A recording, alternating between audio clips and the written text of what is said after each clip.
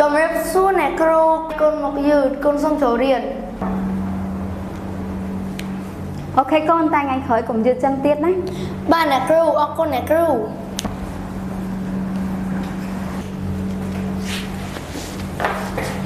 បន្ថែមពីលើការសិក្សាផ្នែកចំណេះដឹងទូទៅភាសាបរទេសព្រមទាំងភាសាខ្មែរដែលទទួលស្គាល់ពីក្រសួងអប់រំយុវជននិងកីឡានៅ SFL យើងផ្ដោតសំខាន់ទៅលើក្រមសីលធម៌និងវិន័យចំពោះសិស្សតើក្រមសីលធម៌និងវិន័យពិតជាសំខាន់សម្រាប់បុត្រធីតារបស់អស់លោកអ្នកពិតឬទេចា៎ក្រមសីលធម៌ល្អនិងវិន័យល្អពិតជាសំខាន់សម្រាប់ឲ្យបុត្រធីតារបស់អស់លោកអ្នក